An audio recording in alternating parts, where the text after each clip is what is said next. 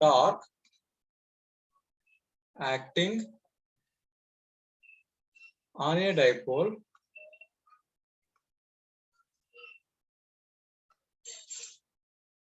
kept in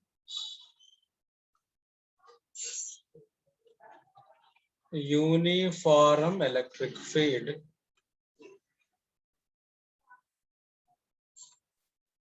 Means what we do here, students, we take a dipole and we keep the dipole in uniform electric field, and how much torque it is going to experience, we need to calculate. Okay, that we need to know. And I think you know about the torque. Torque is nothing but what now? Torque is nothing but tau we indicate. We indicate with tau. Tau equal to what now? Force multiplied by perpendicular distance. So we know. Okay, so we can take in vector notation, torque tau equal to R vector cross F vector. That we know already. Using this, we are going to find. Now, what we do, we consider an uniform electric field. We consider what now? An uniform electric field. What is the condition for uniform electric field? The distance between any two electric field lengths remains constant. Then what we call uniform electric field. Now consider uniform electric field. Let us take with yellow color.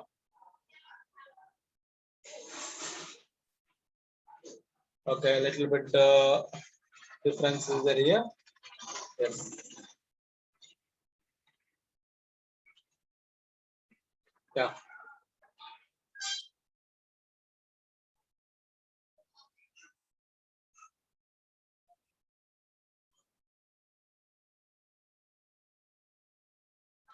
So this is what now?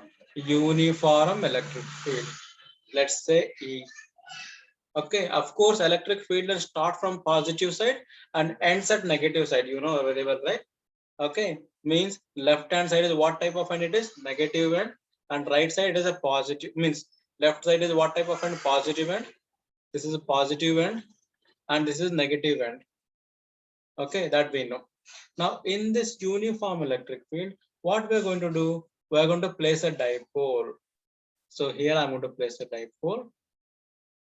Okay, sir, now question will come to mind. Sir, which charge I need to place where? So this I'm going to take now here. I'm going to take here minus Q charge. And I'm going to take here what now? Plus Q charge. That's the reason I mentioned here positive and a negative end. And these two charges which are separated by some distance that we know 2e.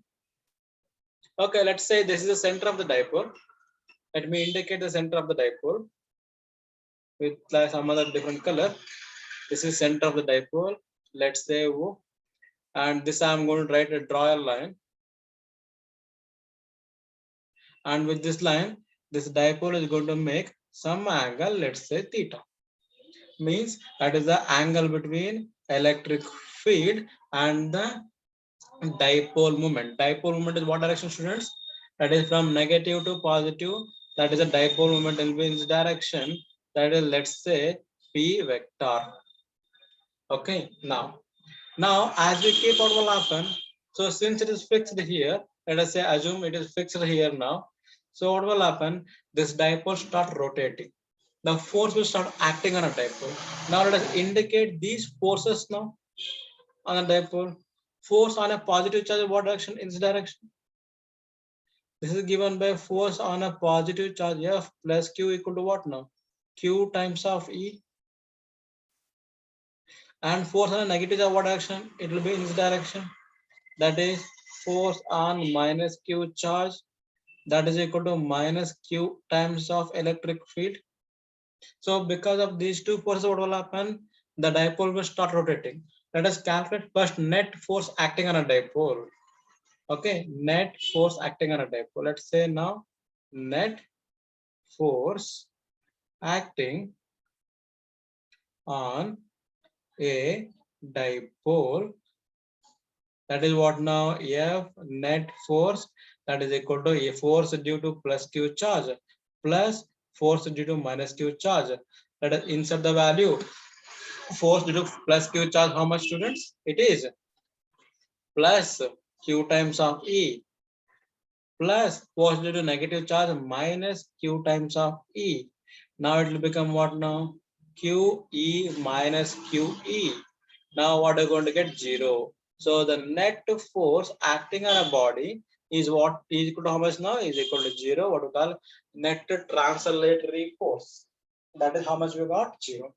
Now we need to calculate a torque acting actually. Our main intention is what now? To calculate torque acting.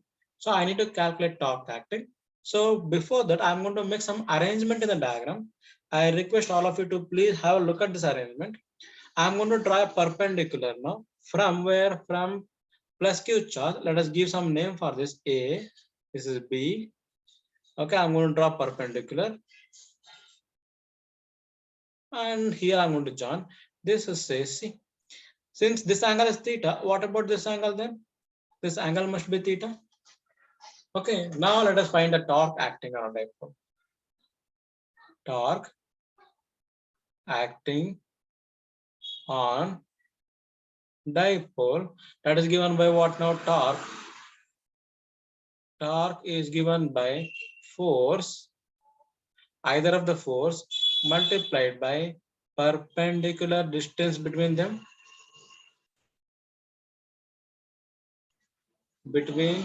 No?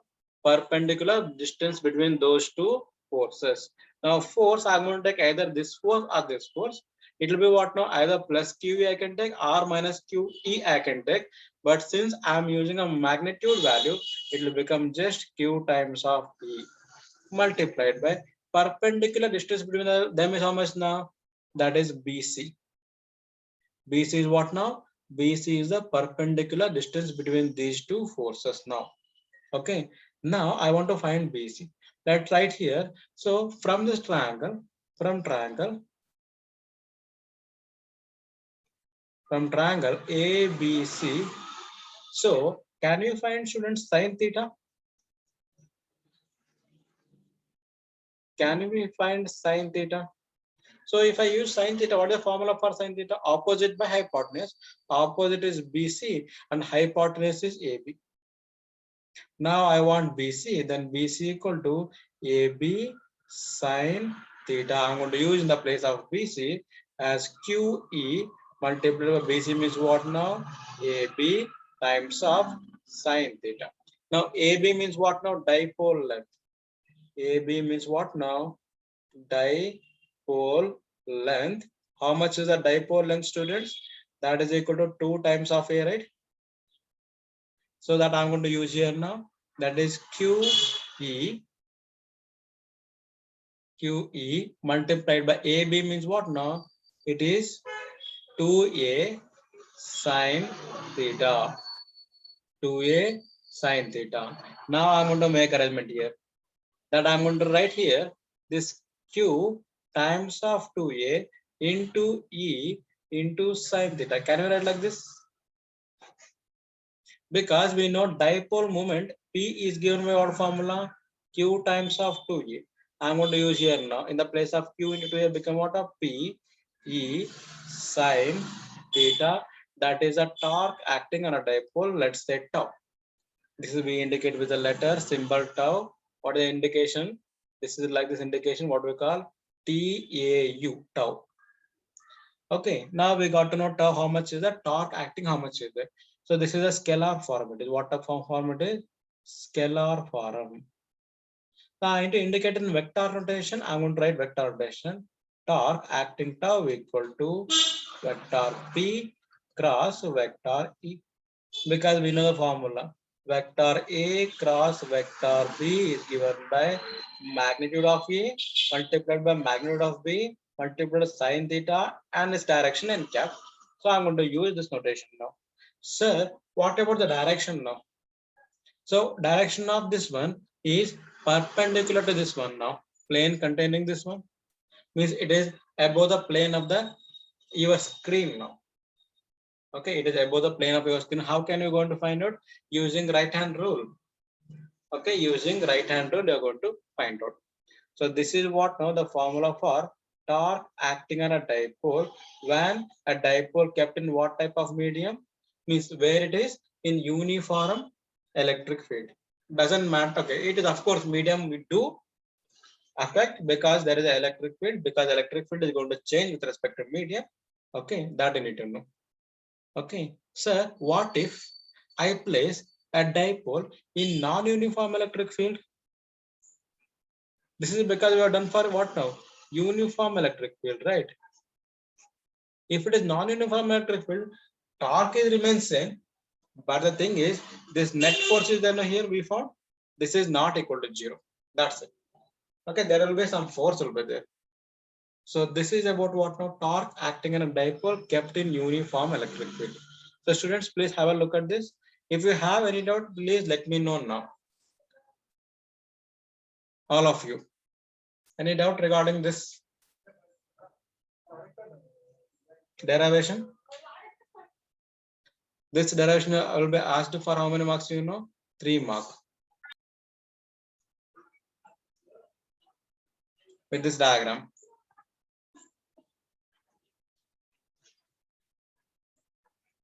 Okay. So no doubt means we'll move on to the next slide. We'll move on to what now? Yes, next slide we move on. Little different things we need to discuss here. When torque is maximum, when torque is minimum. Okay. Now I'm going to take now. We know the formula already now. We derived torque acting on a dipole is given by P E sine theta. Now one by one I go now. If theta equal to 0 degree, what will happen to torque then? Okay, before going to torque, what will happen to sine value? What is sine 0 degree? Sine 0 degree is 0, right? Then torque become how much? 0. Means it is what now? It is aligned in what way? Okay, if there is electric field is like this direction. Okay, it is aligned like this same direction. Dipole also what direction now? Dipole also along the same direction, like this direction. Here plus Q charge, here minus Q charge. That is. Now, sir, what if theta equal to 90 degree? Yes or no? Theta equal to 90 degree. What will happen to sine 90 degree? Sine 90 degree is 1. Sine 90 degree is what now? 1 it is. So torque become what now? Torque become maximum. That is P. In this case, electric field in this direction. Okay. Dipole will be what direction, you know? Dipole will be in this direction.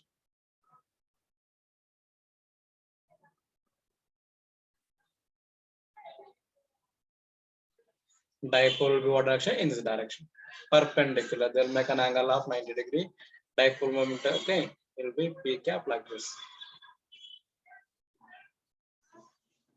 Now, sir, what if theta equal to 180 degree? What is the value of sine 180 degree? Sine 180 degree is again 0. Torque is 0. Now, this third condition I'll write here. Electric field in this direction. Dipole will be in this direction, opposite direction. There is here negative charge and here it is positive charge. Electric field like this direction, dipole movement like this direction. But here it is, the thing is, you need to know it is unstable one. It is. This is stable one. What we call stable equilibrium. This is what we call unstable equilibrium.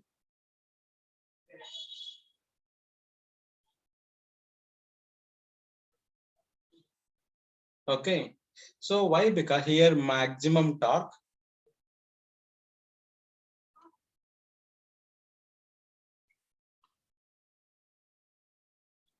So why I'm telling this word unstable? Because look at now, if you just tilt this dipole never come back to this position. It will come back to this position. If you tilt little bit, okay. Now if I make little bit like this is now minus Q. This is plus Q. What will happen? This will be attracted towards like this. This will be attracted towards like this, and this will achieve this condition. That's the reason we say unstable equilibrium. Okay. So is it clear? So this is about the special cases of torque when it is 0 degree, 90 degree, and 180 degree. So this is what we call maximum torque acting, max torque. Okay. So student, this is clear about the torque acting on a dipole, maximum torque acting on a dipole. Yes, sir. Yes. Let's move on now to the new concept. That new concept is what we call electric flux. Electric flux. That is a new concept. So what is meant by electric flux? So now I want to remind you the concept of electric field lines. Yes, I know. Do you know, right? What are electric field lines? These are the virtual lines or imaginary lines which we are using to represent what now? To represent the strength of the electric field, my representation of electric field. Now I'm going to take those electric field lines. There are some electric field lines are like this direction.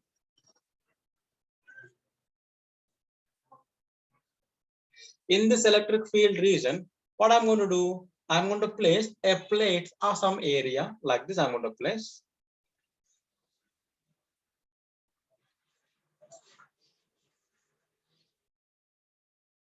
I'm going to place some area like plate of some area, length in breadth, and something is given. Okay, now this plate is there. No? This plate is having some area vector. Now I want to tell you what is meant by area vector. Here the word area vector means it is a vector which is perpendicular to given surface. What is the area vector? Vector which is perpendicular to given surface. Vector which is perpendicular to given surface called area vector. Now I have taken a plate here. Plate is having some area, and I'm going to draw a vector which is perpendicular to the plane of this plate. That is what we call area vector. Let me write the area vector like this. Let me write this area vector. Let me like this somewhere here, like tilted something. So now if I take this area vector like this, let us say it is n cap and the electric field like this, and these two are making some angle theta now. Now I need to go for three-dimensional picture now. It will go for what now? Three-dimensional picture, like how it is there. Okay.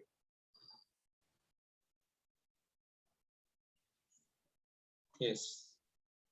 I think I am visible to all of you. I request all of you to please have a look at this video, means like my screen now. Okay, my screen or my video now. So now I'm going to take, this is a plate. This notebook is there. I think this notebook is visible to all of you. This notebook, I'm going to take an area. The plate is having some plate. Okay, and then on left hand side, I'm going to take, this is a positive region, and on left hand side, okay, this side. Sir, your video is frozen. Sir. My video is frozen. Okay, 1 minute. Now it is, movements are there available. Yes, sir. Yeah, sir, but strucking. And it is slow, right? It is very slow, right? Tracking, right? Like a motion picture. The picture will come, next picture will come, next picture will come, like that. Okay, now I'll go then very slowly then. Okay, I'll go very slowly. And I hope that if I turn towards this side, okay, now it is, I think I'm clear. Okay, now the same problem you are facing then. Now, my video is frozen now. No, sir. No, okay. Listen now here. This is the notebook what you are able to see. This is my plate now. Okay. So electric field, okay. Now area vector means what now? The vector which is perpendicular to given surface. In my hand, there is a pen is there. I think you can able to see a black pen. And this black pen I'm going to keep on this surface such a way that look at now properly. So this pen is making an angle of how much now? 90 degrees with respect to surface, right? This surface. So then this is called area vector. This is what we call now area vector. Is it clear to all of you now? What is meant by area vector? The vector which is perpendicular to given surface. What we call area vector. And almost all the time we are going to make, not almost all the time, every time we make and measurement with area vector. Okay, now this is the thing. Now say in notebook, you kept it where now on the screen where there is a yellow color is there. There is what now? There is a yellow color is there here. Okay, there is a yellow color is there here. Now this is an area vector. N cap is going to indicate there is an electric field. Now, so if you start tilting this one, now example, if this angle theta is equal to 0, for convenience, if theta is equal to 0. Now, can you see that the number of electric field lines are passing through this, right? There are some number of electric field lines are passing through this. Okay, now the number of electric field lines passing through a given area per given time is what we call electric flux. And this we indicate with a symbol like phi. Okay, a Greek letter it is that we indicate with the phi. I can say now what is electric flux? Number of electric field lines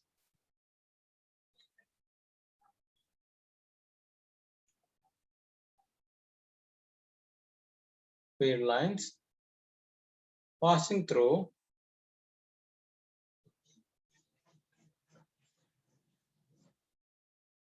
given surface area.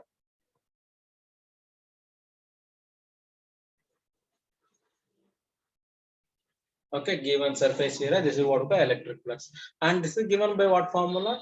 This is given by the formula electric flux phi is equal to E dot A, E into A. Okay, now, but it is not always the case that this angle is 0, because the plate what we're going to have now, it can rotate, right? It can tilt, right? As it tilt, what will happen? Area vector go on changes. Okay, now here if it is tilted, what will happen? This area vector component will become what now? Along one component is like this, one component is like this, and this will become what now? A cos theta component, and this will become what now? A sin theta component. Of course, A sin theta will not contribute now because it is on the plane. Now this is what now? A sin cos theta, it is perpendicular to the plane.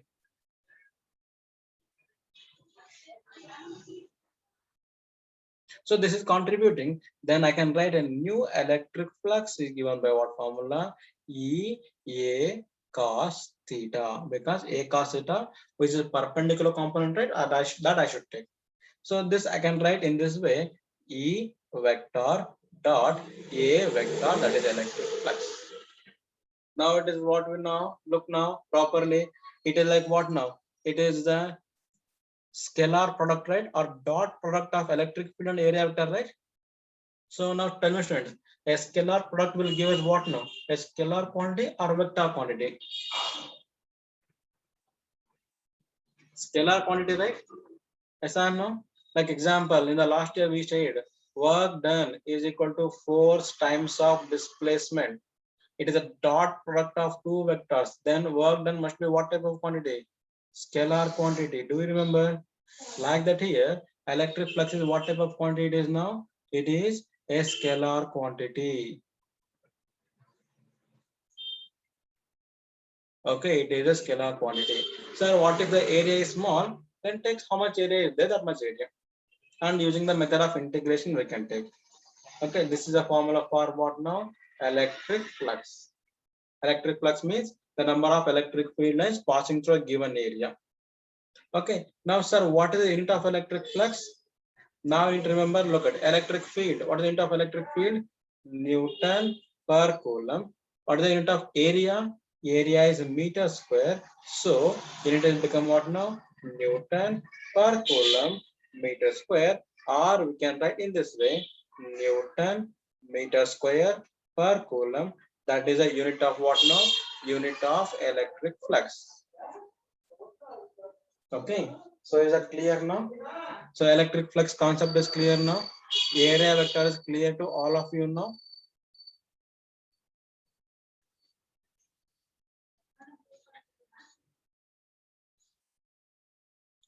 Students, am I audible to all of you, right? Yes, sir. Yes, yes. Okay, so this is the concept of what now? Electric flux. Okay, So electric flux, we're going to use this formula, and this formula we're going to use. Okay, so these two formulas we're going to use and we're going to find out. So why I'm told this unit, because this was asked for 1 marks in the examination, that you need to keep in your mind. Okay, now we move on to the new topic, that is the charge distribution. Excuse me, sir. Yes, ma'am, please tell me. Can you please show the previous page, sir? Yes, now it is available.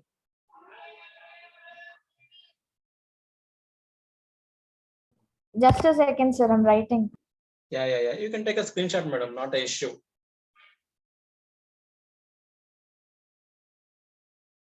Yes. Done, sir. Yeah, thank you. Yes, now we move on to the new topic. That new topic is what now? Charge distribution. What topic now? Charge distribution. Okay, till now, what we have done, we are done with discrete number of charges. Means the Q1 charge is there here, Q2 charge is there here, and like that we have taken. But is it always the case? No, right? There are almost all the cases we find what now? Continuous charge distribution. Yes or no? Continuously there will be charge distributed and we cannot find them. Where is positive charge and where is one second charge, where is third charge? So now that's the reason we go for understanding continuous charge distribution topic. What topic nowadays?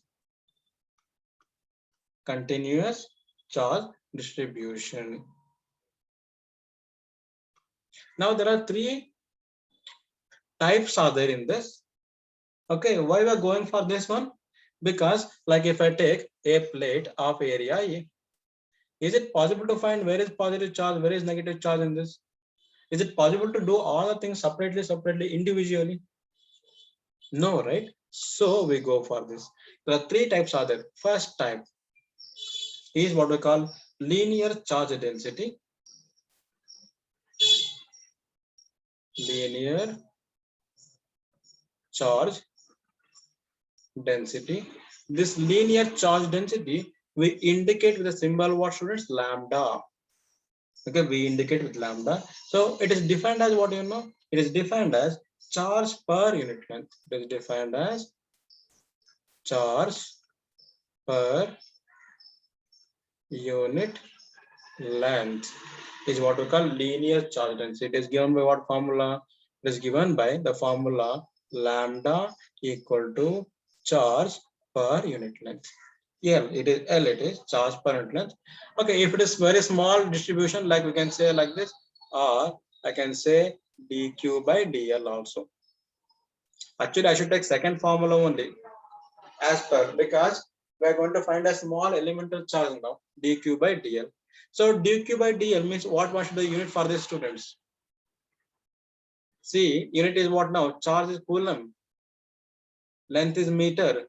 So it is what is unit of this one? Coulomb per meter. Okay, this is not cm, it is coulomb per meter. Next thing, we go for second one. What is second one now? Second one is surface charge density. Second is what now? Surface charge density. So surface charge density, we indicate the letter sigma, and it is given by what formula? Sigma is equal to, okay, or it is defined as what now? It is defined as charge per unit area.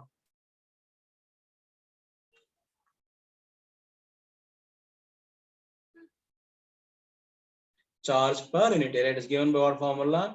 Lambda, not lambda, it is sigma, that is equal to dq, okay, small q, let's say, dq by dA. Okay, where is the area? Or normally we can write what now? Charge per unit area, like this. Now tell me what must be the unit for this now? Unit for this is charge is coulomb, area is meter square. So it is coulomb per meter square. It is a unit of linear surface charge density. Now, if I look at the last one, that is what now? Volume charge density.